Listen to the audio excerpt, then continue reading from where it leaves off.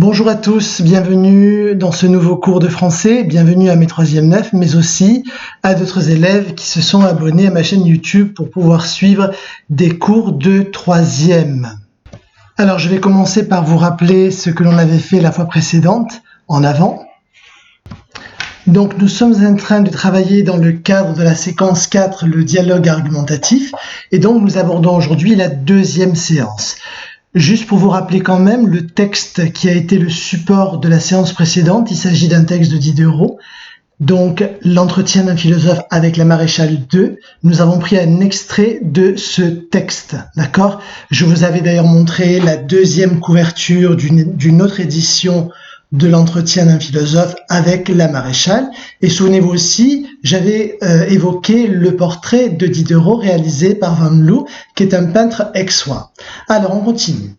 Vous savez que j'établis toujours, dans la mesure du possible, un lien entre les textes que nous travaillons ensemble et les outils grammaticaux, qu'il s'agisse d'orthographe ou de grammaire. Donc ça va être le cas ici. Nous avons travaillé le texte de l'entretien d'un philosophe avec la maréchale du point de vue de l'argumentation, mais à un moment donné, s'est posé aussi la question de ces outils dont je vous parle. J'aimerais reprendre avec vous la consigne de la réécriture du texte. Souvenez-vous qu'à un moment donné, effectivement, je vous avais demandé de réécrire une partie du texte. Regardez, je vous le montre et je vous le lis. Réécriture sur 6 points. Croyez-vous que les terribles ravages que la religion a causés dans les temps passés et qu'elle causera dans les temps à venir soient suffisamment compensés par ces petits avantages-là? Réécrivez cette phrase au type déclaratif en remplaçant le groupe nominal « les terribles ravages » par le mal. Vous ferez toutes les modifications nécessaires. Je vous rappelle que l'étude du texte de Diderot a été faite dans le cadre formel du brevet, d'accord? C'est-à-dire que j'ai créé toute une première partie sur les outils de la langue, grammaire et compétences linguistiques, c'est ça, et une deuxième partie sur l'interprétation du texte. Donc là, en fait, je reprends un élément de la première partie. Donc, ce qui est intéressant, c'est de voir ce que cela donne au niveau de la réécriture. Je vais vous montrer le texte en question réécrit. Voilà. Pour l'instant, vous n'écrivez rien, on est bien d'accord, vous écoutez attentivement pour faire dans votre tête ce lien entre les textes et les outils de la langue. Donc voici la réécriture que nous avions obtenue. Vous croyez que le mal que la religion a causé dans les temps passés et qu'elle causera dans les temps à venir est suffisamment compensé par ces petits avantages-là. J'ai créé pour vous un petit tableau. Pour l'instant, vous ne prenez pas votre cahier, vous ne l'ouvrez pas, vous ne prenez pas de stylo. J'ai créé pour vous un petit tableau pour pouvoir comparer justement le texte original de Diderot qui est ici, d'accord, et le texte donc de la réécriture. Donc en avant, en avant. On se rend compte par exemple que le verbe ici, le verbe croire, eh bien est employé donc à l'indicatif présent, d'accord, croyez-vous. Mais surtout ce qui est intéressant ici, c'est que le sujet est inversé, d'accord. Donc je prends en fait ce passage que je mets ici, le verbe et son sujet, croyez-vous, et regardez qu'est-ce que ça donne dans la réécriture. Au lieu d'avoir croyez-vous, vous avez vous croyez, c'est-à-dire qu'en fait l'inversion du sujet que nous avons ici dans le texte original, l'inversion du sujet que nous avons ici n'est pas conservée dans la réécriture, d'accord? C'est clair cela? Pour tout le monde, on continue. Au niveau des modifications, donc, croyez-vous que les terribles ravages, il fallait remplacer les terribles ravages par le mal, d'accord, que je vais placer ici. Croyez-vous que les terribles ravages que la religion a causés dans les temps passés et qu'elle causera dans les temps à venir soient suffisamment compensés? Si vous regardez bien la structure de la phrase, si vous regardez bien attentivement la réécriture, vous vous rendez compte que soit ici, en fait, est remplacé par est. Regardez, je cherche. Voilà, mon verbe est ici, donc c'est est que je vais mettre là. Donc, on a remplacé les terribles ravages par le mal, croyez-vous par vous croyez, soit par est. Mais en fait, vous voyez, vous allez me dire, mais c'est quand même bizarre, vous n'avez créé que 3 lignes alors qu'il y a d'autres modifications. Eh bien, c'est parce qu'en fait, il y a des modifications que j'aimerais mettre ensemble. Par exemple, regardez ici, compenser et est, je vais le mettre là, d'accord? Parce que la forme verbale, c'est soit compensé, j'y reviendrai tout à l'heure, d'accord? Et même chose ici. Est compensé, pardon. Alors, on résume les modifications.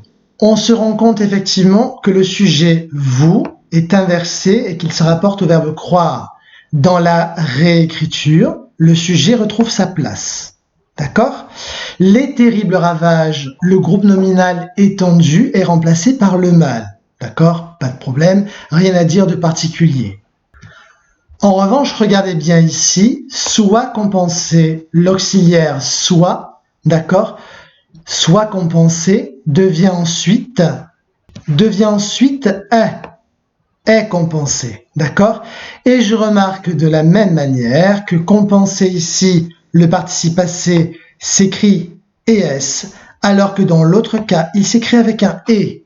Alors pourquoi? Pourquoi? Parce que vous savez pertinemment que le participe passé employé avec l'auxiliaire être, soit c'est en fait l'auxiliaire être, s'accorde avec le sujet. D'accord? Et donc, comme on a remplacé les terribles ravages par le mâle, on est donc passé du pluriel au singulier. Ça va, c'est clair? Je suis certain que vous êtes en train de vous dire, mais où est-ce qu'il veut encore en venir? Mais c'est en fait, je vous prépare petit à petit, donc un petit peu de patience, d'accord? L'essentiel, c'est que ça prenne du sens. Parce que vous apprendre de la grammaire et de l'orthographe, pour vous apprendre de la grammaire et de l'orthographe, ça ne sert à rien. Si je vous dis, il faut que je sois, que tu sois, qu'il soit, il faut que j'ai du temps, que tu aies du temps, qu'il ait du temps, il faut que nous fassions, il faut que vous sachiez votre leçon. Vous savez qu'on va travailler sur le mode subjonctif. Et quant au temps, on va travailler sur le présent. Alors en avant, c'est parti pour le cours. Vous allez prendre maintenant votre cahier, vos stylos et une règle. On fait comme en classe, c'est parti.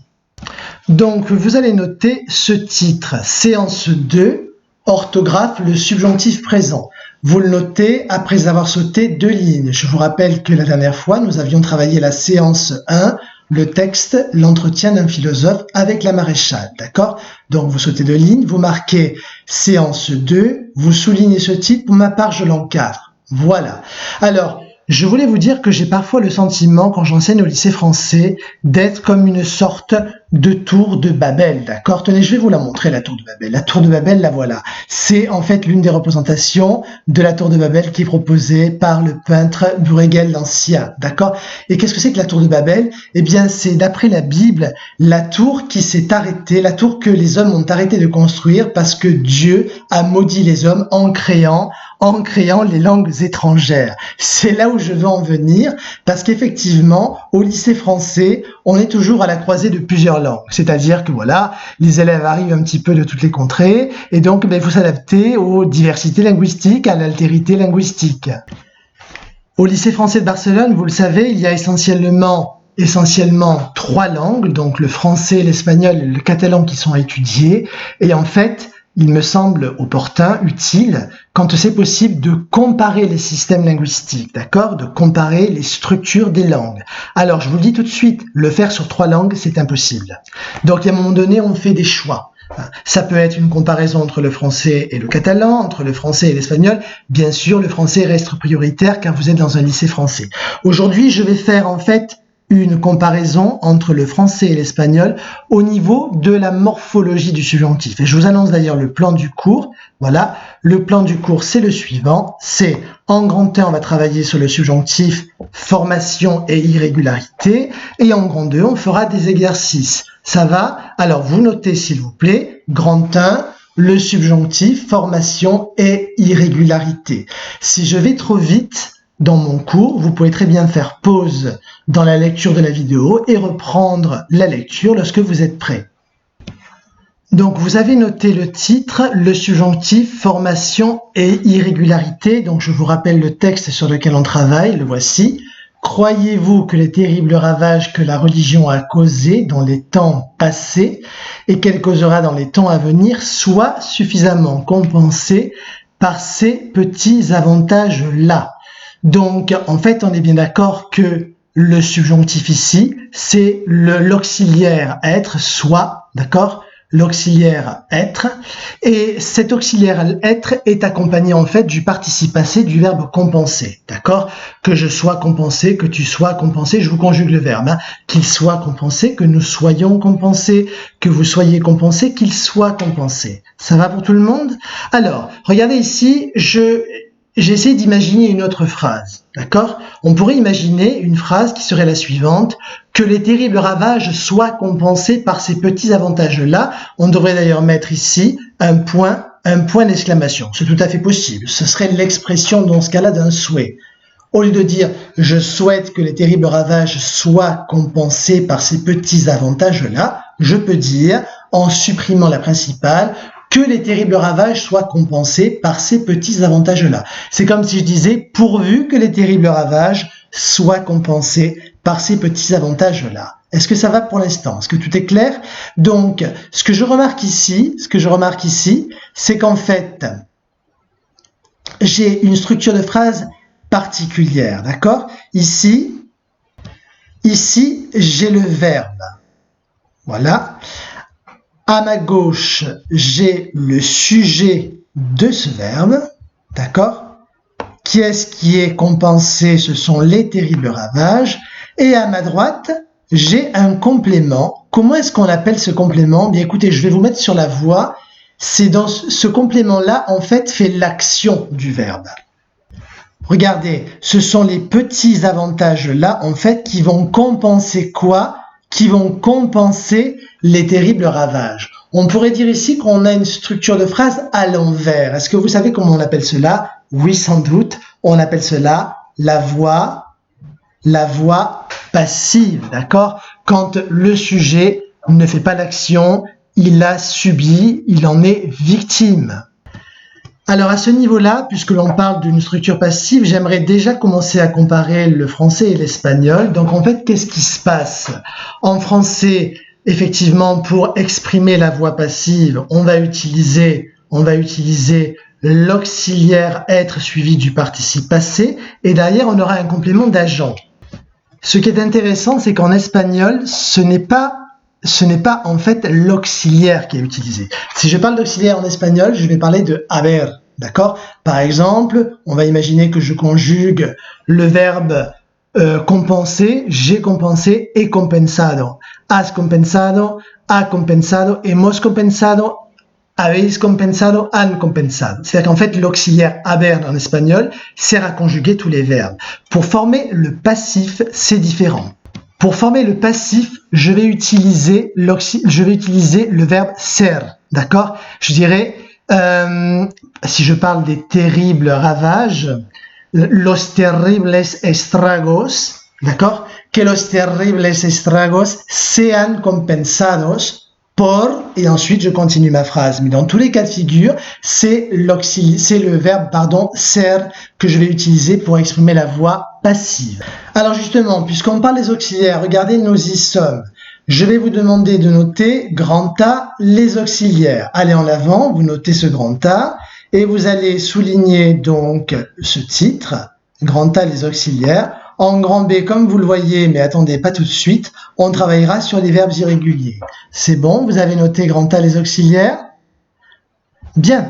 Alors ici, vous avez l'auxiliaire être et l'auxiliaire avoir. Je vais gommer au fur et à mesure pour dévoiler la conjugaison de chaque auxiliaire. Alors, cela va donner au subjonctif que je sois, S-O-I-S, que tu sois, oups, j'ai oublié quelque chose, que tu sois, S-O-I-S. Ensuite, on aura qu'il soit S-O-I-T, que nous soyons Y-O-N-S, que vous soyez Y-E-Z et qu'il ou qu'elle soit. D'accord? C'est clair? Alors on reprend. D'accord? Que je sois S-O-I-S, que tu sois S-O-I-S, qu'il soit S-O-I-T, que nous soyons Y-O-N-S, que vous soyez Y-E-Z et qu'elle soit S-O-I-E-N-T. Alors on continue avec le verbe avoir, en avant. Donc on aura que j'ai AIE. Par exemple, il faut que j'ai du temps. Voilà, on écrira AIE. Il faut que tu aies du temps, que tu aies AIES. Il faut qu'il ait de l'argent, qu'il ait ou qu'on ait AIT. Il faut que nous ayons ce livre, que nous ayons YONS. Il faut que vous ayez ce document, YZ. Et enfin, il faut qu'ils aient AIENT. Ça va? Donc, je recommence. Que j'ai, mémorisé bien avec moi les formes, que j'ai AIE, que tu aies AIES, qu'on ait AIT, que nous ayons YONS, que vous ayez YZ et qu'ils aient AIENT. Ok? Bien, je vais me rendre compte que j'ai oublié en grand B de marquer les terminaisons. Je passe directement au verbe irrégulier. Donc, rassurez-vous, je me suis corrigé. Vous allez voir ça tout de suite. Voilà, en fait, le grand B est devenu le grand C, et donc j'ai intercalé grand B les verbes réguliers. Ok? Voilà. Les verbes réguliers, plutôt que les verbes réguliers, d'ailleurs, je vais marquez-le tout de suite, les terminaisons. Voilà. Vous soulignez les terminaisons en rouge. Je souligne les terminaisons en rouge, et je vais d'ailleurs aussi vous les donner en rouge. Allez, en avant. Notez donc les terminaisons. Donc, les terminaisons du subjonctif, ce sera il faut que je chante E, que tu chantes ES, qu'il chante E, que nous chantions IONS, que vous chantiez IEZ, qu'il chante ENT. D'accord? Ça, c'est pour le premier groupe. Si je prends maintenant, donc vous marquez bien à côté, premier groupe. 2 points, premier groupe.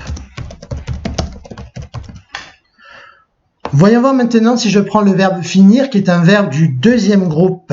Il faut que je finisse 2 SE, que tu finisses 2 SES, qu'il finisse 2 SE, que nous finissions 2 SIONS, que vous finissiez 2 SIEZ et qu'il finisse 2 SENT. Ça va? Oui? Donc ici, je vais marquer deuxième groupe. Voilà. Alors, pour le troisième groupe, on va réfléchir 2 minutes. En fait, je ne vais pas parler du troisième groupe. Pourquoi? Parce que la plupart des verbes sont irréguliers. Donc, je préfère vous indiquer, en fait, les verbes qui se conjuguent, les verbes qui sont irréguliers du point de vue du radical. On parle de verbes qui ont, par exemple, au niveau du radical 2 bases, ou 3 parfois. D'accord? Donc, on fera ces verbes irréguliers après. Un petit arrêt maintenant sur la relation entre l'espagnol et le français. Quand on veut conjuguer un verbe en espagnol, qu'est-ce qu'on fait? Quand on veut le conjuguer au subjonctif, on va inverser la lettre clé. Regardez par exemple, je prends le verbe comer, manger. Ça va donner quoi au présent de l'indicatif? Au présent de l'indicatif, ça va donner como, comes, come, comemos, comeis, comen. D'accord? Ça, c'est le présent de l'indicatif. Et si je veux conjuguer le verbe comer au subjonctif présent, j'inverse la lettre clé. C'est-à-dire qu'en fait, le E devient un A. De la même manière que si je conjugue un verbe en ar, eh bien, le A va devenir E. Donc, comer au subjonctif présent va donner que coma, que comas, que coma, que comamos, que comais, que coman. Ça va? C'est clair? Donc, vous voyez, c'est pas exactement la même chose qu'en français. La conjugaison d'un verbe au subjonctif présent en français est relativement simple. Regardez, je viens ici de faire apparaître la conjugaison du verbe manger et nous allons comparer l'indicatif présent et le subjonctif présent. Donc regardez, en fait je vais encadrer uniquement les formes qui sont différentes au subjonctif présent. Je mange que je mange, c'est la même chose, je n'encadre rien. Tu manges ES, que tu manges ES, aucune différence non plus. Il mange E, elle mange E, aucune différence non plus. Nous mangeons EONS, nous mangions. Là, il y a une différence effectivement, d'accord? Vous mangez EZ, vous mangiez, il y en a une autre. Et ensuite, il mange ENT, elle mange ENT. D'accord? Donc, il n'y a que, finalement, pour les verbes du premier groupe, qui sont des verbes réguliers, le subjonctif présent se fonde totalement sur l'indicatif présent. La seule différence, c'est à la première personne du pluriel ainsi qu'à la deuxième. Alors, je passe à l'espagnol maintenant, toujours dans l'idée de comparer l'indicatif présent et le subjonctif présent. Donc, regardez le verbe comer, qui veut dire manger. Donc, je prends le même verbe, hein, vous avez compris. Donc, à l'indicatif présent en espagnol, ça va donner como, comes, come, comemos, comeis, comen. Au subjonctif présent, que coma, que comas, que coma, que comamos, que comais, que coman. Et là, je ne vais pas utiliser l'encadrement. Pourquoi? Parce qu'en fait, il faudra encadrer toutes les formes. C'est-à-dire qu'il y a une vraie différence entre l'indicatif présent et le subjonctif présent. Comme je vous l'ai dit, on a inversé la lettre clé. Je m'explique. Regardez, je vais agrandir un peu tout cela, d'accord? Voilà. Et je vais utiliser un stabilo. Avec ce stabilo, je vais mettre en évidence la voyelle qui s'entend dans la conjugaison. Vous voyez? Comes, tu manges, come, usted, d'accord? Vous mangez, comemos, comeis, comen. Ça, c'est pour l'indicatif présent.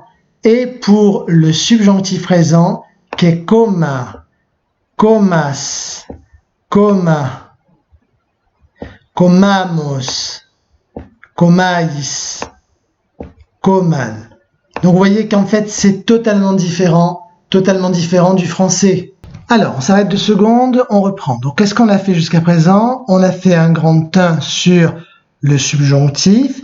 En grand A, on a parlé des auxiliaires. En grand B, des terminaisons. Et donc, il nous reste à parler de quoi? Des verbes irréguliers. Et qu'est-ce qu'il faut faire avec les verbes irréguliers? Il faut les retenir, on n'a pas le choix. J'ai fait la même chose en espagnol. J'ai dû me farcir des verbes irréguliers jusqu'à plus soif. Donc, à votre tour maintenant. Allez en avant, je vous montre ça.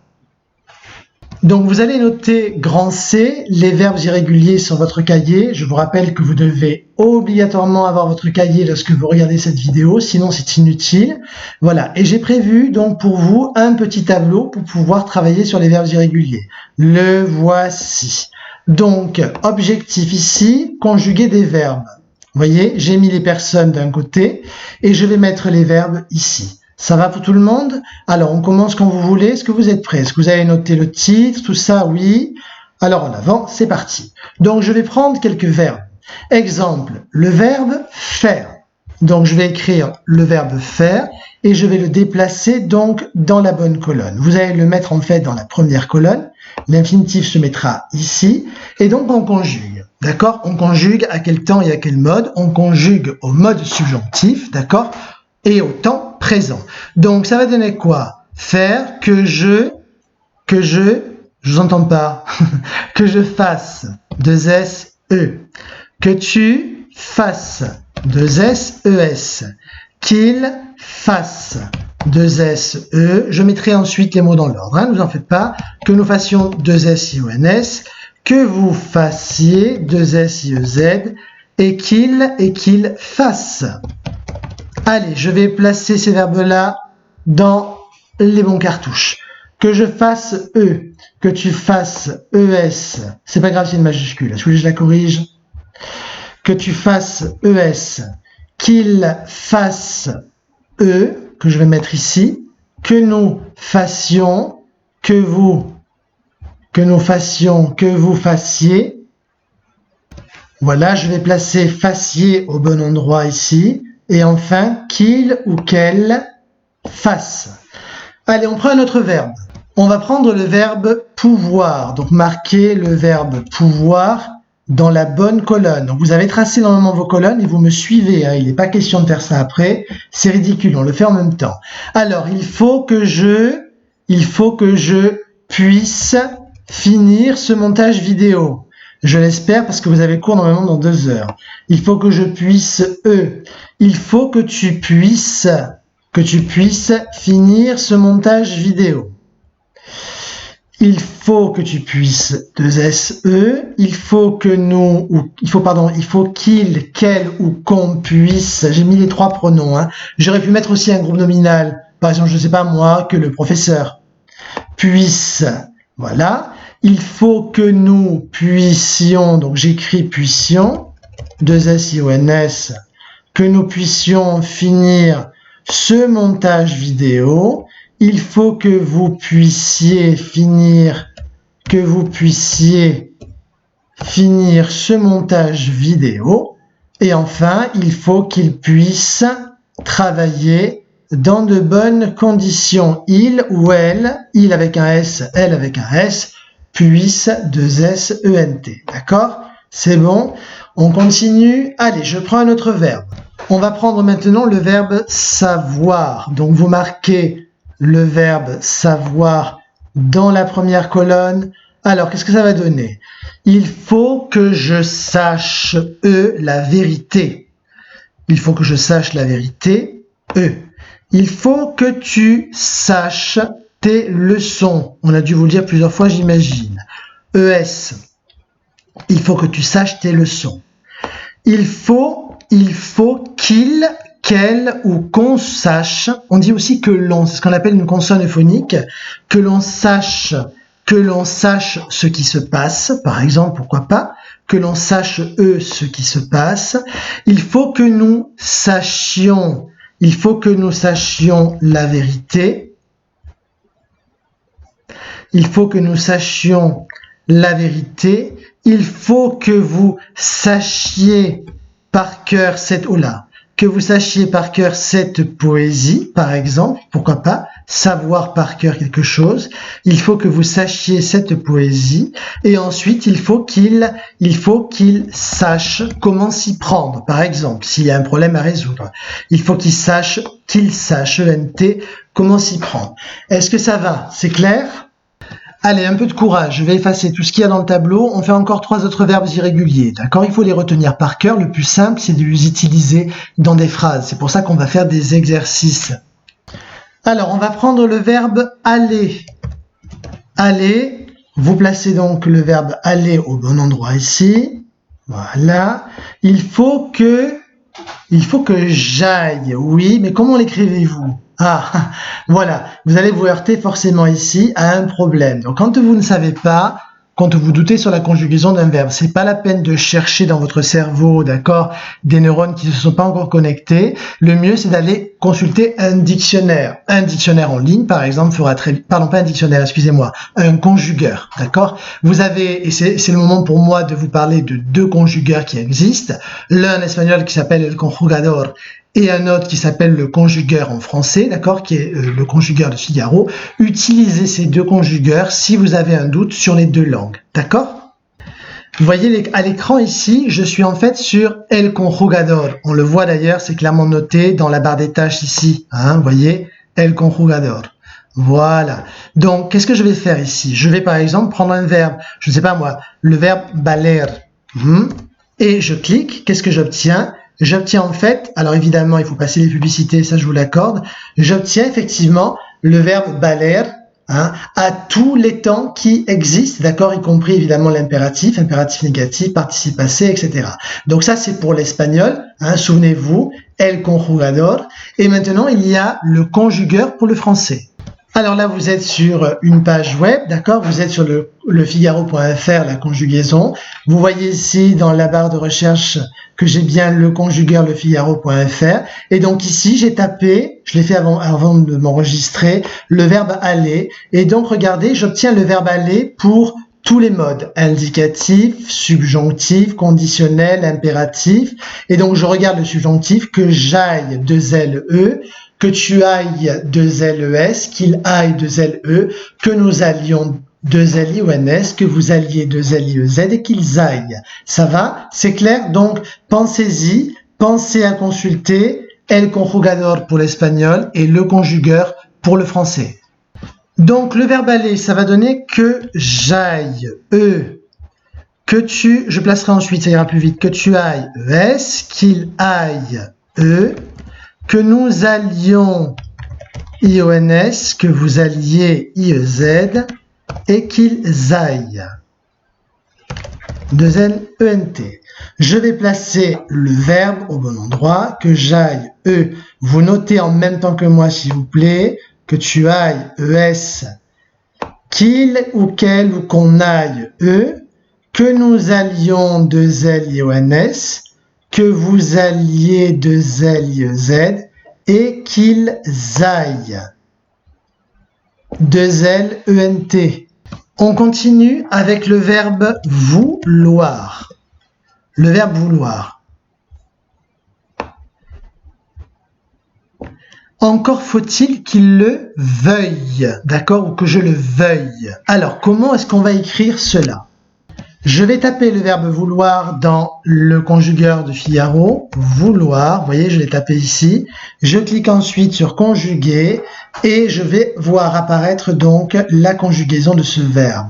Regardez au subjonctif, que je veuille, on l'écrit V-E-U, I2LE, d'accord? Et on gardera cette base-là pour je, tu et il. Ensuite, ça change pour nous et vous, où on n'a qu'un seul L. On n'entend pas le son ye.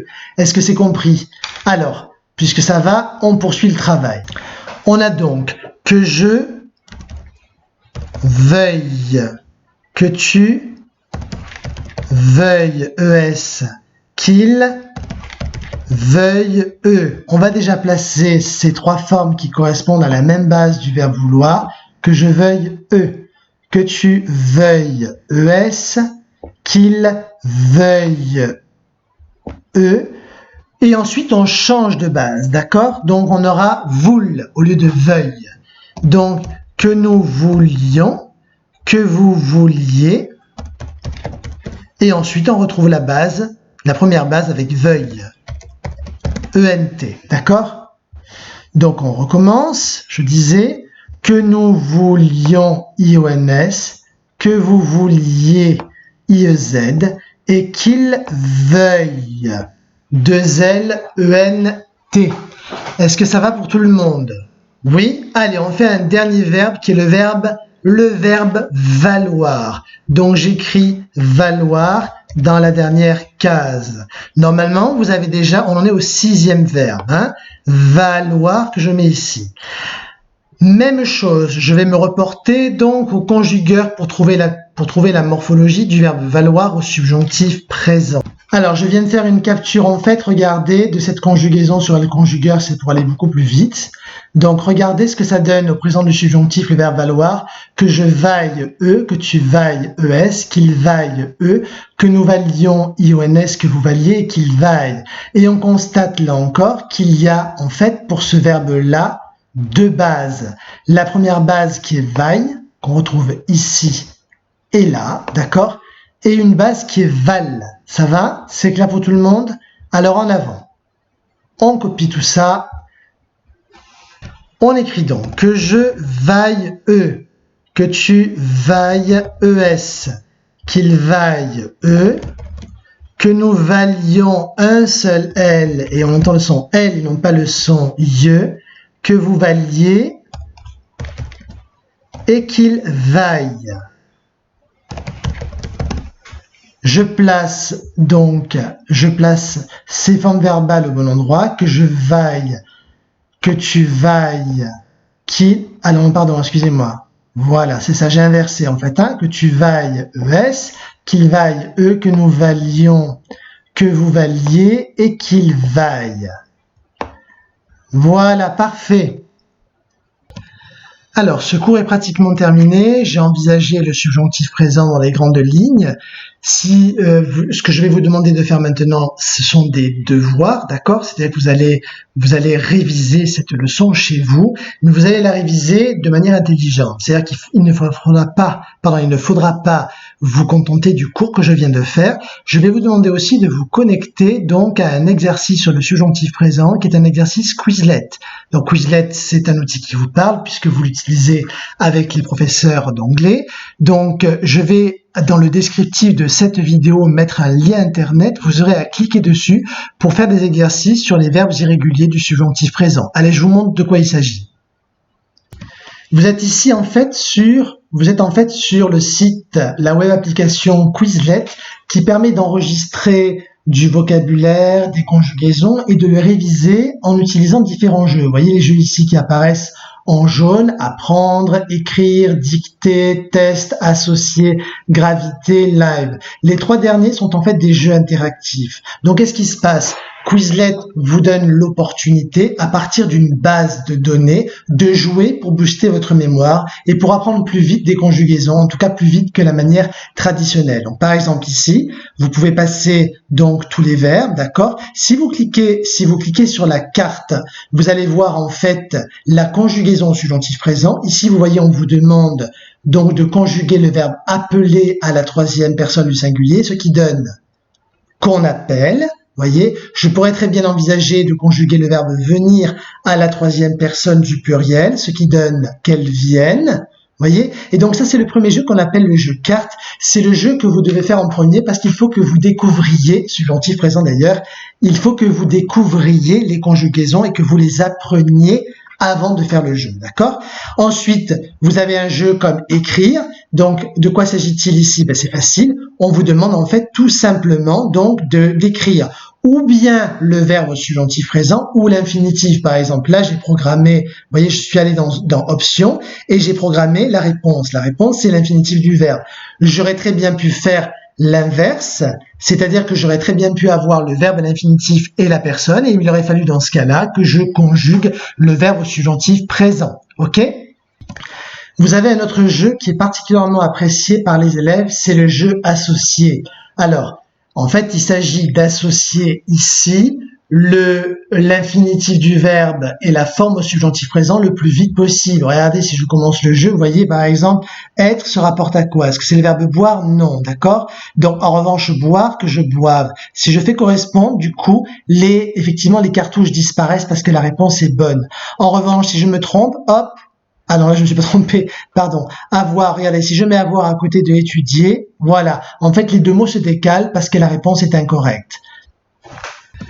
Et bien voilà, c'est la fin de ce montage vidéo. J'espère que vous avez réussi à suivre, que tout s'est bien passé. Qu'est-ce que je veux dire? La prochaine fois, j'aborderai donc des exercices sur le subjonctif présent, parce que ça nous manque, il faut absolument que l'on s'entraîne. Quizlet ne suffira pas. Donc vous à la maison, vous faites le Quizlet, vous revoyez la leçon, et la prochaine fois, c'est-à-dire on est quel jour aujourd'hui? Jeudi, donc lundi, vous vous connecterez sur ma chaîne YouTube et je vous présenterai des exercices sur le subjonctif. Allez, à bientôt. Moi, j'ai terminé ma journée, j'en peux plus. À bientôt.